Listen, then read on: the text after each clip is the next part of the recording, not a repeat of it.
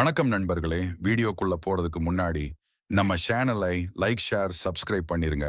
வாங்க வீடியோக்குள்ள போலாம். இன்னைக்கு நம்ம வார்சா ஒப்பந்தத்தை பத்தி பார்க்க போறோம். 2ஆம் உலகப் போர் முடிந்த பிறகு உலகம் 2 பெரிய சக்திகளாக பிளந்தது. ஒருபுறம் அமெரிக்கா தலைமையிலான நேட்டோ, மறுபுறம் சோவியத் யூனியன். இதற்கு பதிலாக 1955 மே 14ஆம் தேதி போலந்து நாட்டின் தலைநகர் வார்சாவில் சோவியத் யூனியன் மற்றும் கிழக்கு ஐரோப்பிய நாடுகள் இணைந்து உருவாக்கியதுதான் வார்சா ஒப்பந்தம் அல்லது வர்ஷாவா பாக்ட்.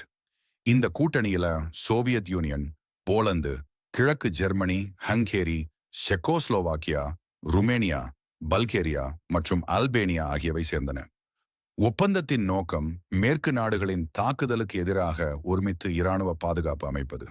ஒரு நாடு தாக்குதலுக்கு உள்ளானால் அதை அனைவரும் இணைந்து காப்பது முக்கிய விதியாக இருந்தது. ஆனால் உண்மையில் இது சோவியத் யூனியனின் கட்டுப்பாட்டை வலுப்படுத்தும் கருவியாக மாறியது. 1968 செக்கோஸ்லோவாக்கியாவில் நடந்த பிராக் ஸ்பிரிங் போராட்டத்தை அடக்க வார்சா ஒப்பந்த இராணுவம் பயன்படுத்தப்பட்டது. இதனால் இது ஒரு பாதுகாப்பு கூட்டணியை விட சோவியத் யூனியனின் ஆதிக்கத்தை காட்டும் கருவியாகவே உலகம் கண்டது. 1991 சோவியத் யூனியன் சிதறியதும் கிழக்கு ஐரோப்பிய நாடுகள் சுதந்திரம் பெற்றதும் வார்சா ஒப்பந்தமும் அதிகாரபூர்வமாக கலைந்தது.